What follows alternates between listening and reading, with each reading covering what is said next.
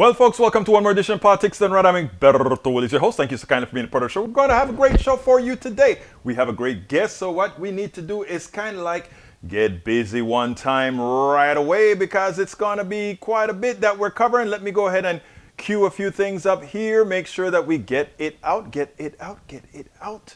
Okay, how are we going to start? We have our good friends here already. Welcome aboard, Eric Hayes. Welcome aboard. Peggy Lopez, AVQ, of course, here with the information. Michael Rudden says, I have the worst headache right now. Gonna be listening, but the comments, forget about them today. Michael, you get better with that headache. You know, I've been waking up with headaches the last few days and been doing the Tylenol thing, but you know what? I'm doing much better. I don't know what happened, but ¿qué pasó? Tú sabes cómo va la vaina. All right, Michael Rudden says, Trump dongles prospect of pardons for January 6 defendants if elected in 2024. Why didn't Trump pardon the insurrectionists on January 7? Because Trump's only interested in himself. He didn't give a damn about any of his supporters. All this is a show to gain power while dragging our nation further through the mud. Joe Rogan, second item from Rudnan. Joe Rogan responds to growing protests over COVID-19 misinformation on Spotify. Rogan's comment came after the music streaming service announced it would add a content advisory to any podcast episode that discusses the coronavirus. Let's see, Rogan basically saying that he would put on proper experts after having conspiracy nutters on his equivalent difference between a neutrality and objectivity. One idiot says 2 plus 2 is 6.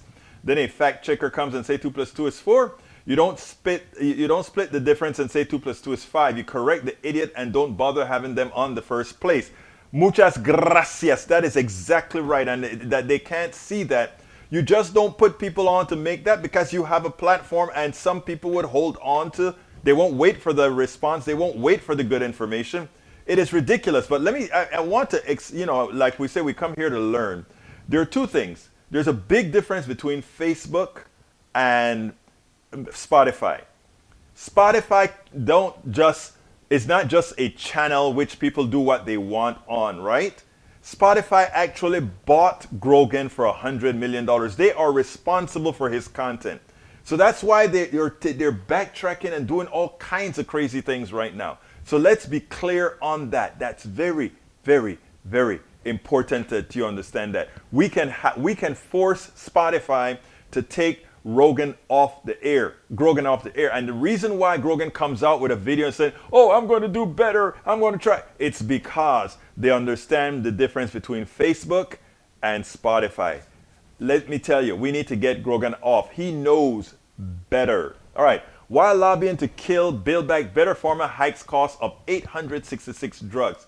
For months, pharmaceutical lobbyists, which outnumber number of Congress and Capitol Hills by a ratio of 3 to 1, have worked aggressively to water down or sink Democrats' legislation, pouring money into the campaign coffers of friendly lawmakers and spending millions on falsehoods, riddled advertising. I played some of those for you against the Build Back Better package, specifically the Medicare provisions. The entirety of the Republican Party is bought, but so are a substantial number of establishment Democrats. Big money corruption is our politics, has always been the underlying source of our woes, adversely affecting every other issue we care about. But it seems that the fix that the people's benefit, we need more anti-corruption progress. Look, folks, I want to warn all of you, everybody that's listening to my voice right now, I want you to understand this. The lobbyists are doing their jobs. The corporate executives are doing their jobs. It is the system that is screwed.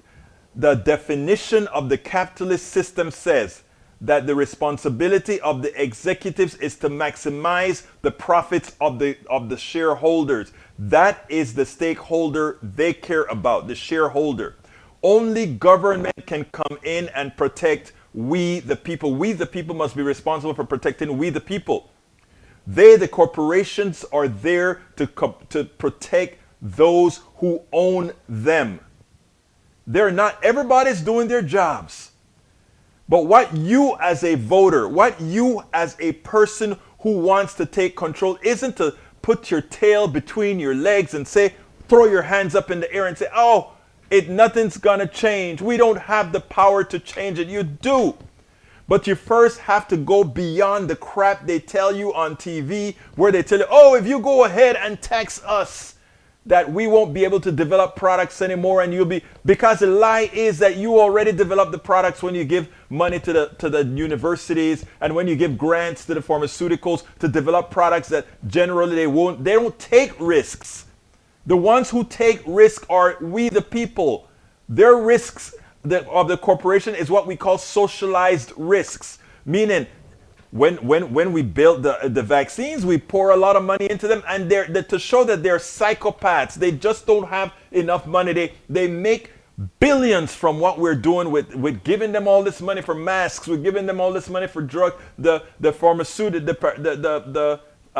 pharmaceutical companies are getting all this money for the vaccines. They're getting money for the therapeutics. They're getting money for all of this, and it's not enough. It's not enough. We've got to take more. We want to give more. When is enough? You are a psychopath, corporations. You are psychopaths. While people are suffering, people can't afford the drugs, and you're gonna tell me 866 new drugs are going to increase in pricing? To my right-wing brothers and sisters, can't you see that you are also being screwed? You are defending those who are screwing you. Can't you see it? Come on, brothers. Come on, sisters.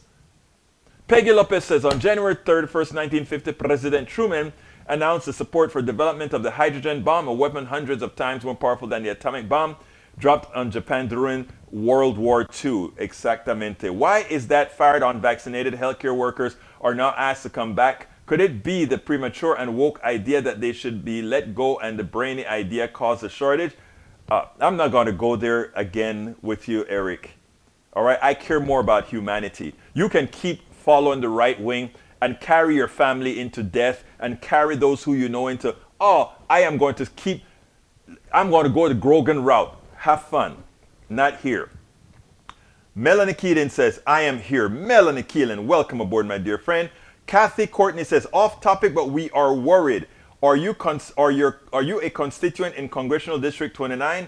Congress Representative Sylvia Garcia agreed to meet virtually Tuesday, 2/1/22, between 2:10 and 2:30 to discuss the Medicare for All bill. We've been trying to get Sylvia Garcia to make good on her promise to sign on to H.R. 1976. Since she was elected, we need business, orgs, churches, family in CD 929 with specific reasons to nudge her to commitment. Email to get the link. Thank you very much. Sylvia Garcia, we are watching, Miss Garcia. We are watching.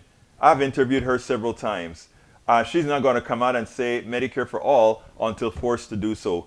And not only her, but several other Texas area Congress people. What we have to do, Kathy, is convince the rest of Americans why Medicare for all is not the option, not one of the options, it's the only option. And what the pandemic has shown, and what the thugs in suits, tits, what the thugs in ties and suits are proving to us, tits,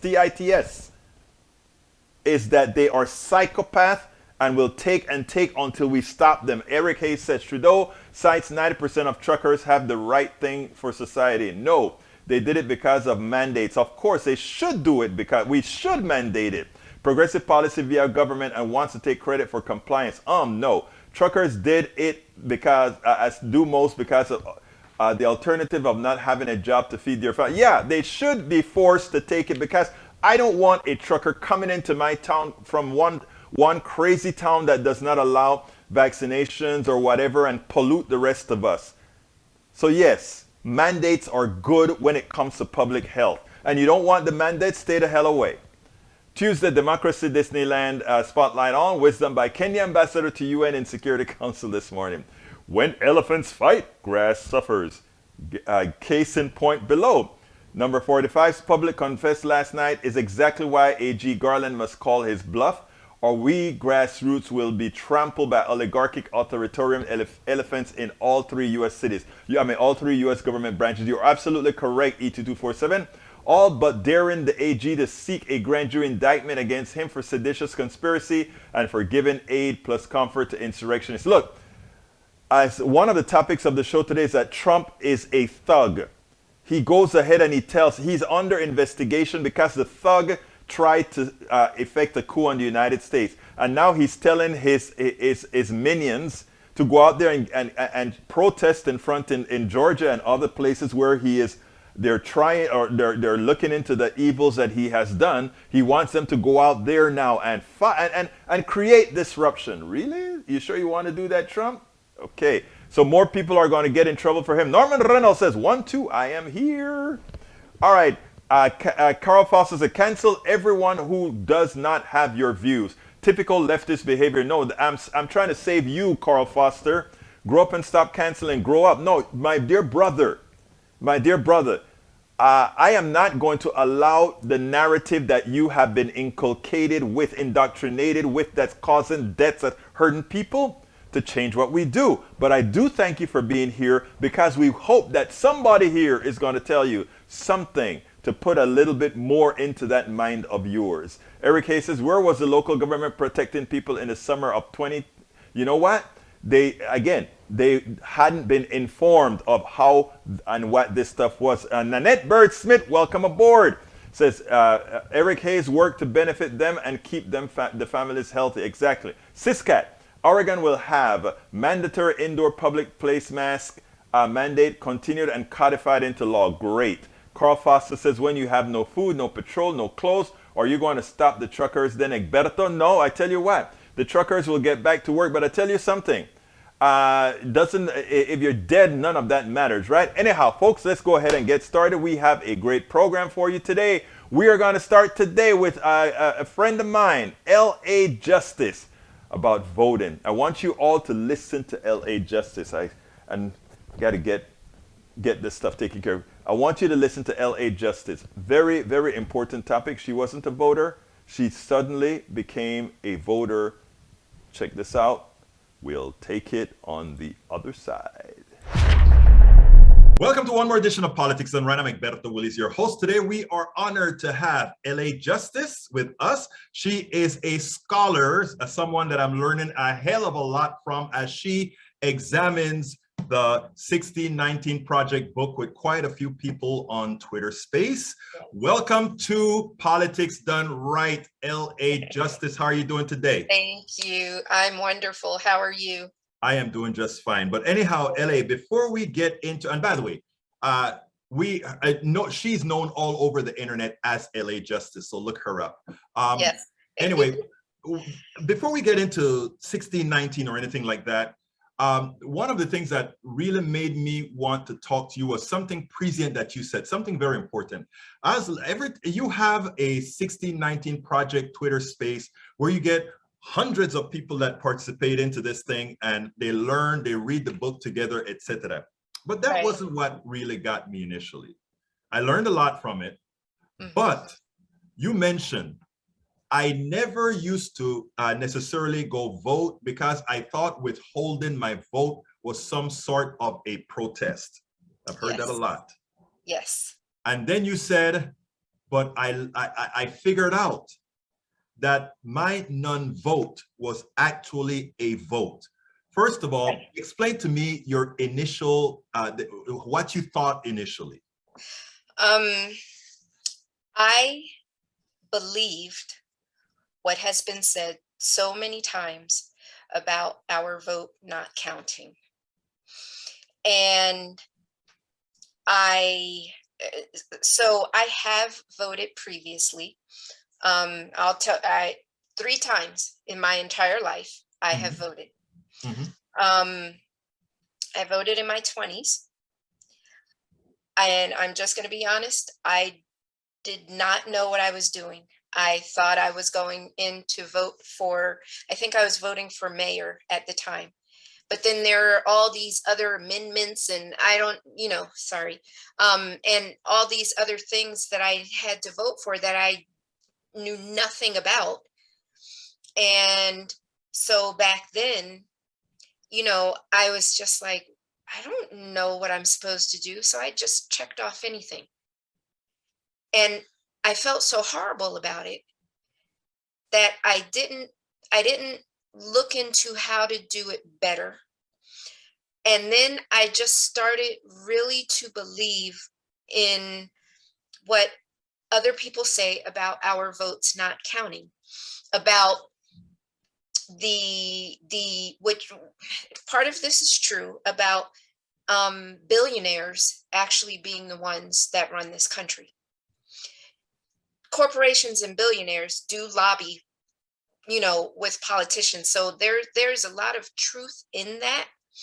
However, it doesn't mean that our votes don't count and that our votes don't make a difference. And that's the piece that I was missing. So when I did vote again, so I'm 54. So the first time I voted was in my 20s. The second time I voted was when I was 52, 2 years ago. And no, 4 years ago, I'm sorry, 2018. And then in 2020, I voted against Trump.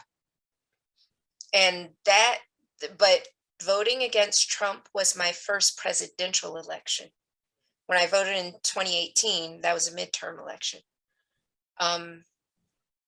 So, I mentioned to someone I didn't even vote for Obama, and they were just shocked.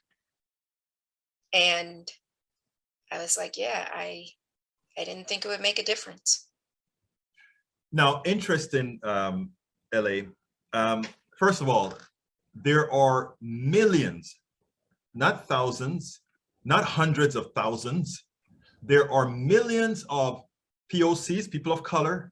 There are millions of our white brothers and sisters in Appalachia. There are millions of people that think just that way, because Right. that is how they were designed to think, right? Right. And that is right. what gives the billionaires the power that they have. They still only have one vote. Right. Right. One vote.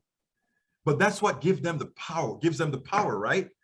And the hardest thing to do, and that's why I thought what you said, I don't know if you saw the importance of what you said on that space, because immediately it got my attention, and it was clear that it got the attention of others. It was like, wow. And then if somebody who hadn't voted like you really saw the urgency, it shows how important it was. But let me give you a few numbers that I thought was interesting.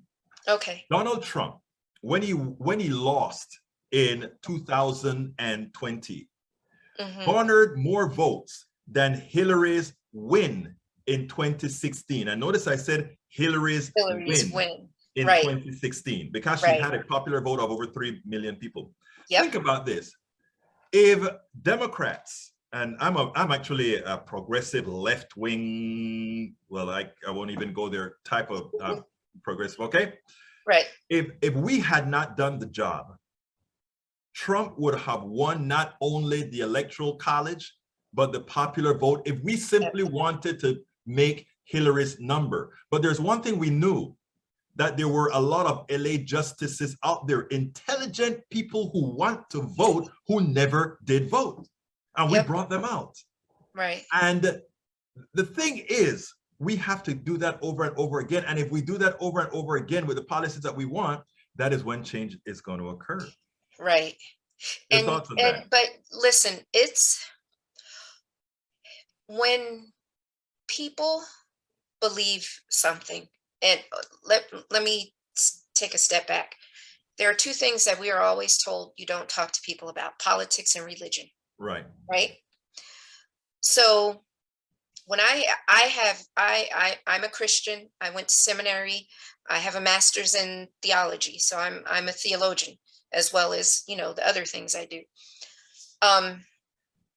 There is nothing that anyone can say to me to convince me that God does not exist. Mm-hmm. In the same vein, there was nothing anyone could say to convince me that my vote mattered. But politics is not religion. Voting doesn't equate to my belief in God. So I had to do some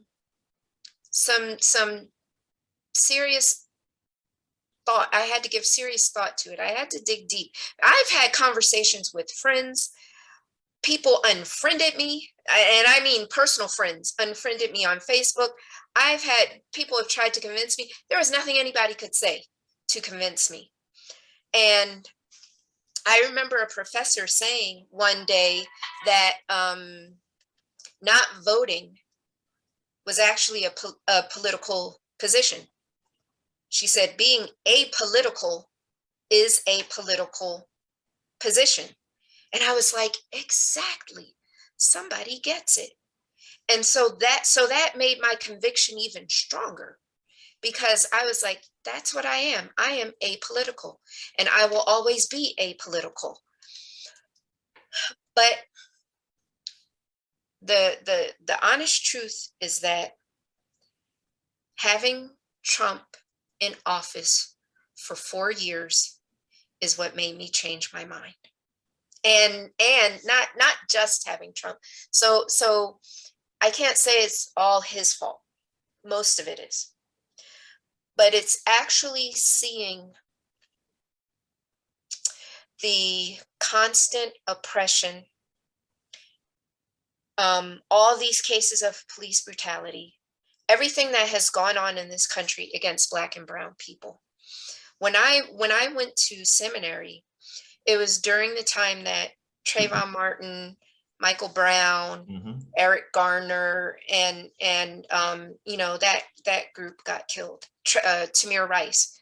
God, Tamir Rice is was the same age as my youngest daughter. My daughter was 12 too.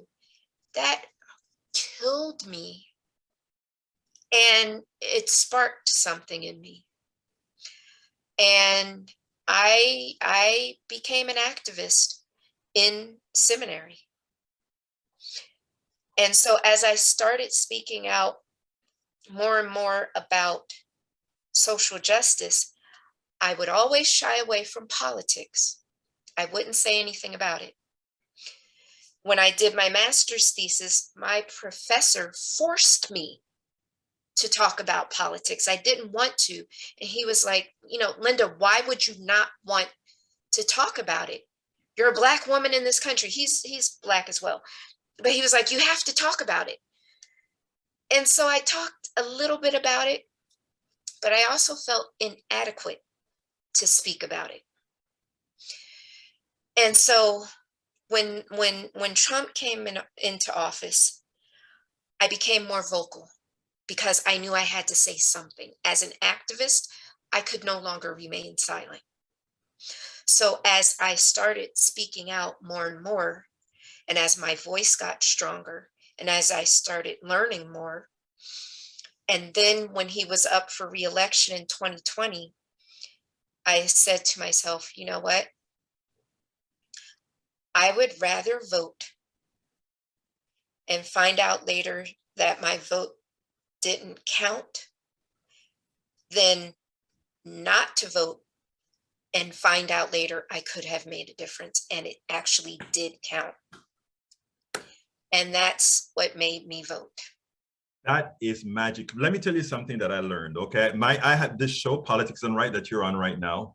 It's about empowering people, right? I call it the people's show. The people own this show. They are the ones that we come here, we learn together. Yes, I'm the one verbalizing everything, but I also learn from my audience as well, okay? And the one thing about it is you just spoke about it. You just said, I felt inadequate politically, as if I didn't know things politically. And I always put a stop to my audience when they say that, right? And I always tell them, you are living, you have lived, and society impacts you. That's politics. Yes. You may not know something about that ordinance. You may not know anything about these things here. Exactly. But you have a voice, and you must always use your voice. Now, it is one thing that, and for the followers that I have, the ones that are there all of the time, that is what they love, right? It's like, finally, I'm empowered, not only because I'm learning other things, but because I see the reason that I should actually be a part of the body politic. Right. Now, the other magical thing that you said just now is you're in seminary school, you got your theology masters. There's Mhm. absolutely nothing I could have told you when you were in a mode not ready to receive. Right. Okay. There's nothing I was going to, I could have said, hey, LA, you need to vote but Right. because there was not the platform there within your mind for me to land that message, it Right. wasn't going to get there. So I wrote a book called It's Worth It: How to Speak to Your Right-Wing Relatives, Friends, and Neighbors. And the reason I did that in the different pieces and the different guts of that book was that idea, right? I Mhm. tell stories of things, right? With the expectation that people are not going to say, oh, I've seen the light. Right. Nobody says that. I don't know who says that. Anybody that I talk to, they tell me, oh, I've seen the light. I'm like, oh my God, they're going to change tomorrow when John Peter tells them to see the light, right? Right. Right. I don't want to convince somebody like that. I want them to convince themselves Themselves. on what That's I the just heard only from you. thing. What I just heard from you is you said there's nothing anybody could say. The professor forced you to write about politics. That didn't matter. But then you would have preferred to vote not knowing than to vote and realize that if you had voted, you would have made a difference. And that 8 million differential proves that that's exactly what happened. Yep. And let me tell you, it's funny that you grabbed onto that, because even when I was in seminary, I went in there with different beliefs and came out a completely changed person. So I've changed both religiously and politically. Mhm. I was, and I don't want to get into a religious conversation, but this is just who I am. Right. Um, I went in with very conservative religious beliefs, Mhm. like a lot of Christians have. I had a professor who, and the same professor, and I love him to death. I used to argue with him in class because what he was teaching went up against my beliefs. So it's very similar. And again, I had to dig deep to understand my purpose for going to seminary, but to understand what like what he was teaching, because the seminary I went to taught theology from a social justice perspective. Mhm. So, and that was something, I never heard of. Christians fighting for social justice, really? Mhm. And so it took a Reverend lot. Barber. What was that? Reverend Barber. Yes, absolutely. He actually went to Drew. That's where I went to his alma mater. Okay, great, So great. yes. um, so yes, so my professor, um, he was very patient with me. And then one day I was just like, I just heard, just Linda, just close your mouth sometimes. He didn't say this. This is, me in deep prayer. Just close your mouth. And so I was like, oh, all right, maybe if I just close my mouth and stop arguing and really try to understand the perspective that he's coming from, maybe I'll see things differently. And I did. And that's what turned me into an activist. And it's, for that same reason that I am now a voter, because I just wanted to understand, what is the big deal about voting? Well, Trump taught me what the big deal is about voting. And so, and not only that, even after voting, what I have done and have been doing all along, but it's come full circle now, is while in seminary and becoming this Black liberation theologian, I had to learn about my own history. And I did that because of seminary, because my original background is science. I have a bachelor's in biology, a master's in biochemistry. I was only focused on science. That's part of why I wasn't worried about anything else. Hate to say it, but I thought I knew enough about my own Black history. I was learning things from white professors that I didn't know about myself, my own history. And I was like, oh no, that is not going to happen. So I had to start learning. And as I started learning, when I started learning about the history of voter suppression against Black people, dating all the way back to Reconstruction, which, by the way, the 1619 Project also talks about in Nicole Hannah Jones's book, it made me realize that this is the cycle.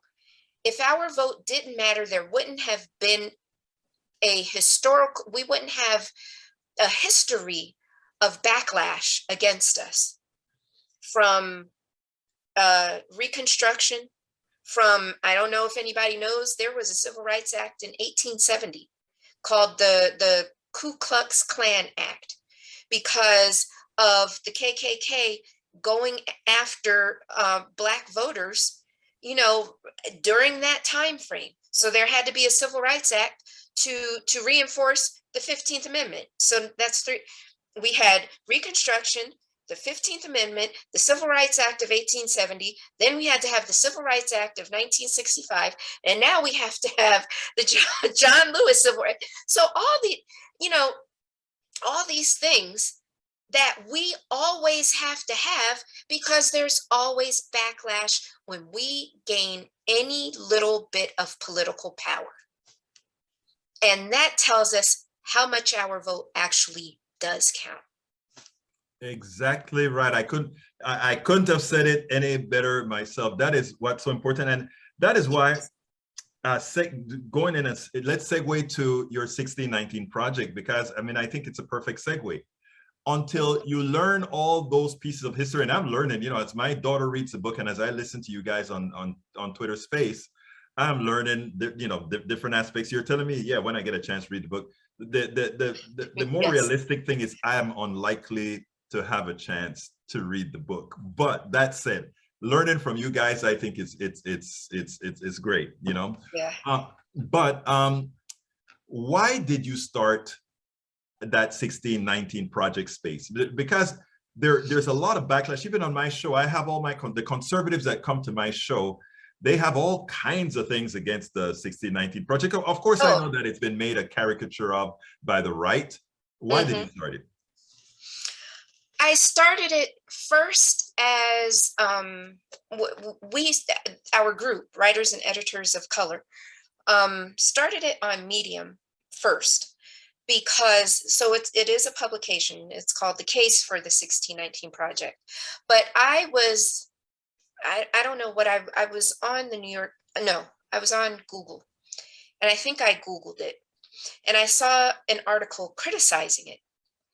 And so I went back to the group and I was like, oh my God, we need to write about this. She's getting criticized like horribly. And so everybody is like, oh yeah, we should do it. And nobody really paid much attention. But then the co-founders of the group came to me to ask me if I would manage it as a project and take it on, and build the pub, which Allison built the pub, but getting people to contribute to the pub, advertising it, the whole nine. Pub is publication, folks. Just need to tell them. Everybody, not all people that are listening to this are the professional writers that you guys are. So sometimes we have to kind of. Yes, sorry. So we started the publication just to advocate for it, to support it, because we believed in it. We all, read all of the articles that are on the project and on the New York Times online. And so we supported it that way. And we have different contributors contributing to it. We go through a peer review. Even I go through a peer review with the articles that I've contributed. And we just really want to talk about the criticism, talk about our own personal stories. For me, it's very personal because it's not just part of my ancestral past, it's also part of my family history because my great great grandfather was enslaved. So, I wanted to I soak up anything that I can get about history and about slavery. And so, as I wanted to learn more, I gravitated towards the 1619 project. Plus, I kept hearing a lot of good things about it. So, as I learned more, I was like, wow, we really, really need to support it. So we did that. And then later found out that she came out with the book. And I was just like, oh my God, because I love reading in addition to, loving to write. So I was like, oh my God, I can get even more of this. So I just got really excited. And I was like, look, everybody, we need to start a book club and we need to do it immediately. Get the book. It's going to come out in, November, blah, blah. So we just made it a whole project. Somebody else took on the responsibility of managing the Twitter account for the project. So we just ran with it. And it's been very successful. Well, I mean, we're coming close to the end of the interview, so I want to ask you a favor. I didn't ask you to do this before, but I want you to tell my conservative listeners why is it they need to disregard all the crap they're hearing about in the attempts to malign the 1619 project, both the project at New York Times and the book, and why it is also in their interest to learn. Because, I mean, before you answer, I want to say something that I think about most people, right? I may be, what's the word? Too altruistic, but I believe most people are good, everybody. Mm-hmm. And I think the biggest fear is that when America looks in the mirror and see what has occurred, given that most people, if going under the assumption that most people are good, they would suddenly see that there were not a people in the 1619 case, the case for Black people, but for many other people that were simply maligned in this country. And one of the things that I promote to my audience all of the times is that racism and all these other isms are tools for a few to control the entire body. Right.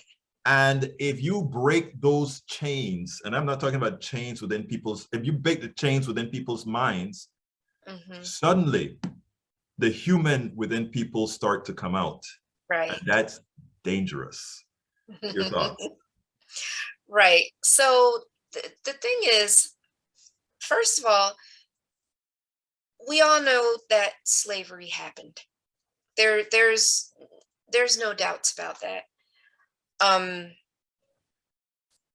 But what people don't always want to know is how horrific it was, because they take it to mean that because their white ancestors enslaved my Black ancestors, that makes them racist too, or that makes them guilty.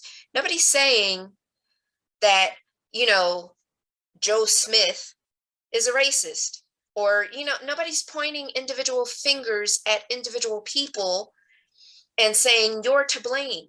That's not what this is about.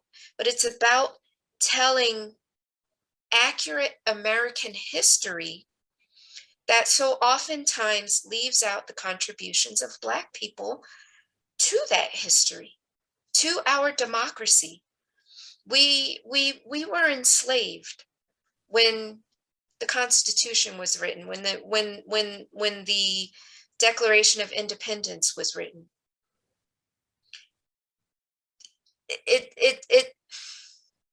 Our humanity wasn't realized, and oftentimes still isn't realized.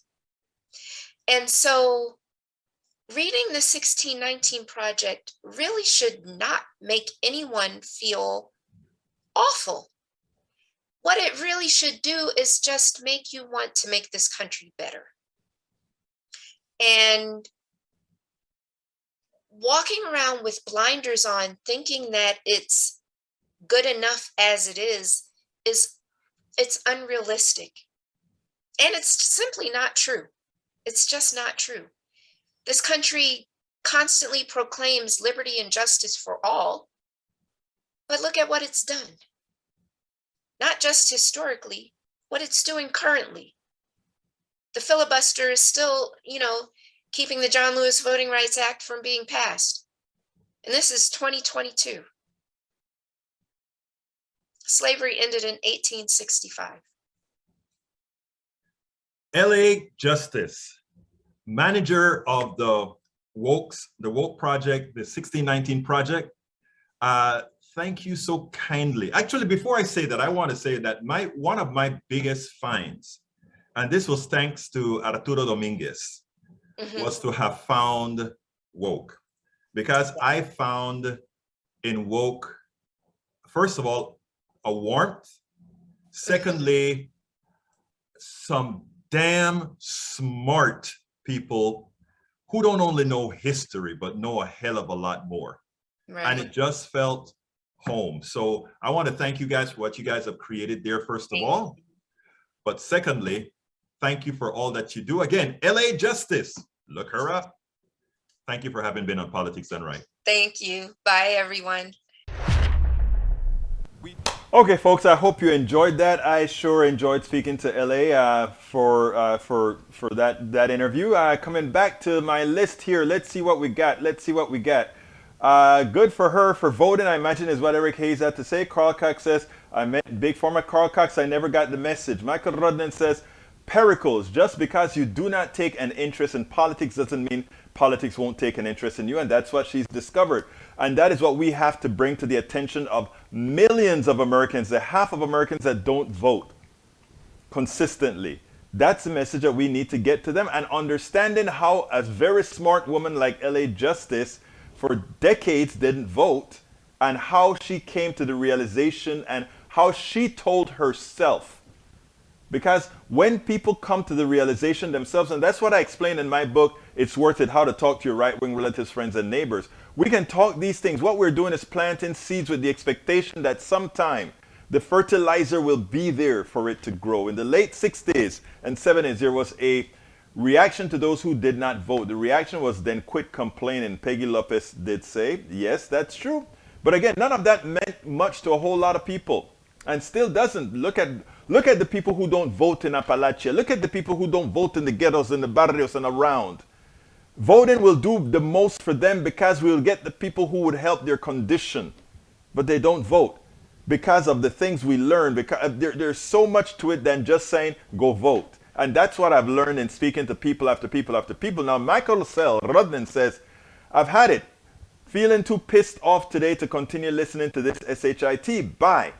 Michael Rudnan, I think at this point felt, well, hell, you should be voting. Again, that is where we come in. We have to be there. We have to have the place for people to land. Linda is telling truth right now, E2247 says. Nanette Bird Smith says, Michael Rudnan, that's very unlike you. It is. Carl Cox says, Michael Rudnan doesn't like hearing the truth today. Bye. I guess it concerns Carl Cox too. He said he had a headache. We have to remember that. And this is where the compassion and empathy comes. Michael Rudnan, the first thing he said when he came onto the show is that he had a striking headache. When you have a striking headache, things get on your nerves real quickly. Barbara Hughes says, thank you. And welcome aboard, Barbara Hughes. Barbara Hughes. E2247. Rose Williams says, replying to Eric Hayes, how about laws then? Do laws mean no freedom just because I can't do whatever I want? Characterizing mandates in this way is utterly ludicrous. Rose Williams, that's the magic, what you just said there. Rose also says, this is a terrible call by the Supreme Court. The federal government is supposed to protect its citizens, and this is a public health matter. Bruce Pollard is here. Buenas tardes, Bruce Pollard. How are you doing, my brother? Carl Cox says, conservatives hate public education because students might realize that their future of a good paying job with rights, their health, their consumer rights, and safe, clean environment will be in danger. That's the reason why. An educated citizen. Look, democracy can only survive with the vast majority of your population educated. You know, we talk about wanting to promote democracy all around the world. It doesn't work. I'm sorry. Democracy doesn't work in every country, and it couldn't work in every country. It's great to say that, but I gave you guys the example of having seeds. In a world of uneducated people, if they see a bag of seeds and they're hungry people, and that bag of seeds is left, no matter what, they want to use that seed to feed. They're hungry. They're not willing to sacrifice. An educated population would say, oh, those are all the seeds that's left. We can multiply that amount of seeds by orders of magnitude if we'll wait 3 months and allow it to grow. Democracy only works with an educated population. And and fascism work with when you have a population that is misled, uninformed, indoctrinated, etc. And Trump said it himself, I like stupid people. Trump said those are his voters. I didn't say it. Trump said it. And he's right. He wants voters as shallow as he is. Right? Okay. Eric Hayes says, question, why do we have Mayor Pete in charge of infrastructure when in 8 years as mayor of South Bend he couldn't fix the potholes? You know, those are silly questions, right? Potholes require that you have the tax base to fill them. No mayor wants potholes. They make sacrifices based on their population and what they can get. Just note. Okay. Rose says, the facts are that this country is still being crippled by a pandemic, largely because of the number of people who won't get vaccinated and won't protect others. And that's what we talk about, the uneducated or the willfully ignorant, right? Why can't Biden solve this epidemic problem? He needs to solve it. Okay, to solve it, you all have to get vaccinated. Why does Biden want to be a dictator to tell me to get vaccinated? Do you want the problem solved or not? And that's the complete irrationality, willful ignorance of those who follow the right-wing messaging. And that is what we have to break. Rose Williams says, once your freedom threatens others, then you have no right to it. That's the magic there. Exactly. Exactly. All right, let's see. Eric Hayes says, question, why do we have Mayor Pete in charge? No. Again, I read that already and it makes no sense. That's why. Daniel says, I'm tired of POCs complaining about being oppressed. I think they don't understand real oppression. Their casual usage of the word lessens the suffering of people who are actually oppressed.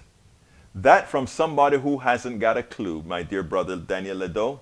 You know, again, like I said, one of the things that's lacking to many is this stuff called empathy. And it's clear that you are not there. Okay, folks, I want to get this out of the way. There are a lot of people that's been talking about this country is so divided we're headed to civil war. This country has been divided before. This country has had issues before. We are not going to no darn civil war. There are a few kooks out there that somehow believe that things are so bad that we're going to pick up arms against each other and just blow stuff up. Yeah, we're going to have a lot of folks on the right who are pretty darn crazy, and they're going to come out and kill a few people and blow up a few things. But we had that in the States. We're not going to a civil war, so disregard that out of your minds. And you know, there are people making money writing books about civil war. I've made mention about civil war, not in the context of real civil war or whatever, but I found somebody a couple of days ago that got it just right. So I want you guys to listen to him, and then we'll take it on the other side.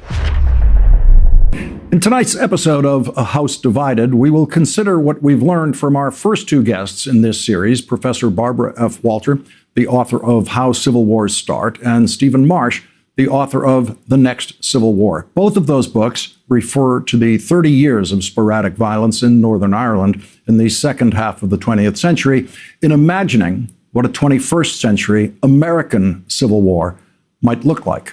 Joining us now is Fintan O'Toole, columnist and writer for the Irish Times. He is the visiting professor in Irish letters at Princeton University. His brilliant essay in The Atlantic is titled Beware Prophecies of Civil War. Of what should we beware in prophecies of civil war? I think, Lawrence, what we should be afraid of is that, of course, there are in America an awful lot of people who've been fantasizing about civil war for a long time. The far right in America has had this narrative going really for decades now that, America's really already in a civil war. This apocalyptic rhetoric really is very much part of their DNA, and they've been ramping it up. We saw this, of course, on January 6th. And the reason that they like talk of civil war, of course, is that it seems to validate the idea that you're no longer in a democratic contest between people who have different points of view. You're actually in an existential struggle.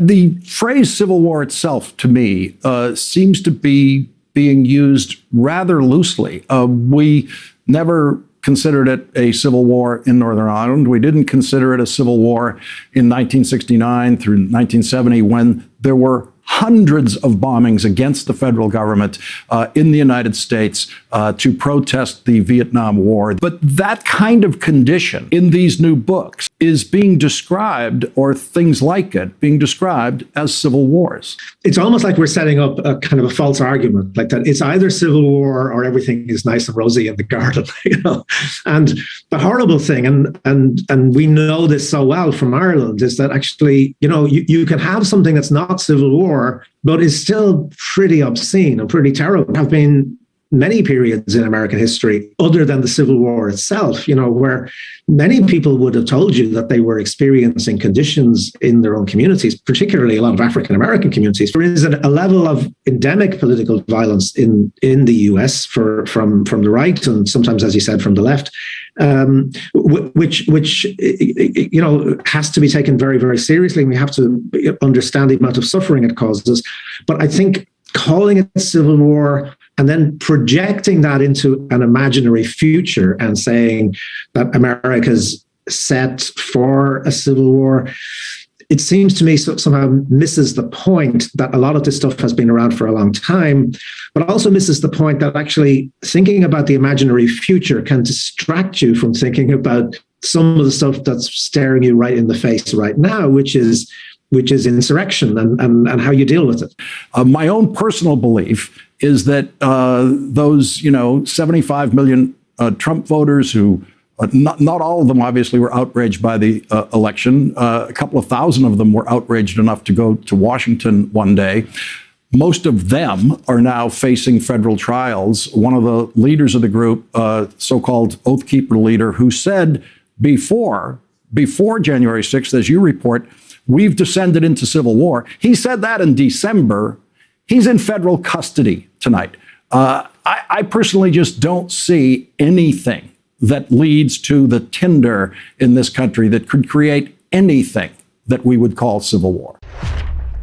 And that is a fact. I mean, the truth of the matter is I speak to folks all over from very right of me to there are not many left of me, but a few that's left of me. And yeah, people disagree and people get emotional and get pissed, all of that. Civil war, there is no civil war coming to this country. What we need to do is prevent the plutocracy who would love to see a whole lot of disruption to make more money on guns and make money on selling stuff to the police and all that kind of stuff. That's what they want. Let's not give it to them.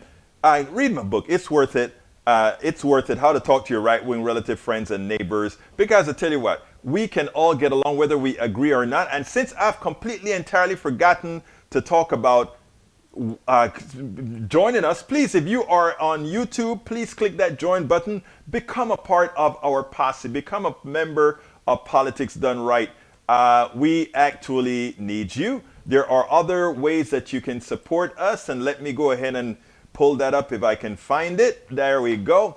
If you are not on YouTube where you can click that join button, go to politicsdoneright.com/YouTube, politicsdoneright.com/YouTube. Alternatively, go to politicsdoneright.com/Patreon. Patreon is spelled Patreon, Patreon to support us.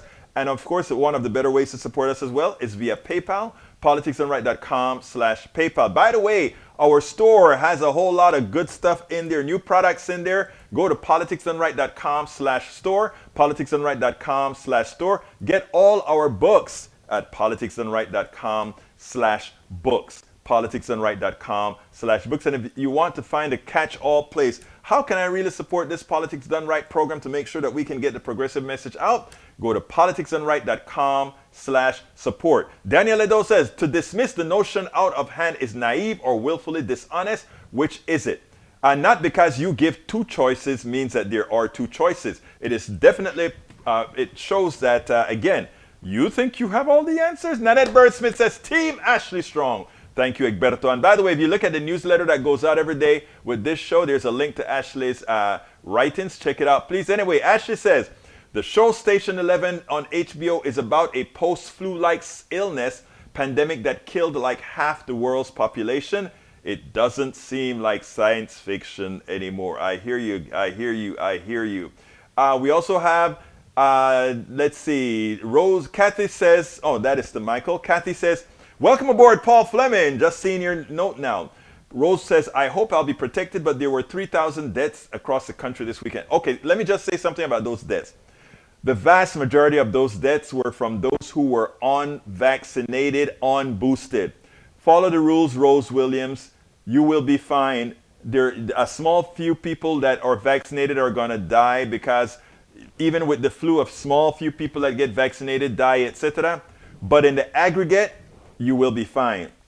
Try to convince your right-wing brothers, sisters, neighbors, or whatever. Please get it. I care about you. Please get the vaccine. But the thing about it is, as the vaccine kills 3,000 people, remember who are these 3,000 people? Our friends who are listening to those charlatanes, to those crooks, to those evil beings on the right. Let's keep talking to them. Let's not throw them to the curb. Let's keep bringing them into the fold. That is how we're going to do it. We are going to have to keep talking to them. We can't be as evil, or we cannot be evil like those who they follow. We have to give them love. We have to give them support. We have to make sure that we just don't throw it away. And it's not, we're doing that for them, but we're also doing that for us. Because if they continue to be infected, if they continue to do stupidity, it also affects us. Egberto, your show prep and devotion to actually doing Politics Done Right, both the concept and the show, are singular. Thank you so kindly for those kind words, sir. Replying to Rose, of course, I'm vaccinated, but I'm concerned about the many who are not. They are still dying. Exactly, Rose. And let's hold our concern for those who are dying, and let's help them get across. If you listen to my show today, I'm going 2 minutes over. If you listen to what LA Justice said, she had to come to the realization herself. She had to be the one making the decision, but she had help. Let's help our brothers and sisters who are getting themselves killed, because a lot of right-wingers who care nothing about them, who just care about making $1 off of them, don't mind that some of them must suffer death in order for them to maximize their profits. This is Egberto Willies. This is Politics Done Right, and you guys know how I end this baby. I am what? What am I? Out! We spend a lot of time deconstructing the news, trying to parse it into a form that everybody can understand. We try to find those little nitpicks where it flies above the fray, etc. If you really like these videos that we do, I want to ask a big favor. Please go ahead, number 1, subscribe to our channel, and number 2, please join if you can. Thank you so kindly for watching. Keep watching. Please remember to share. We must populate the entire internet with our progressive message, a message that we know is what most Americans say that they want. So help us, please join.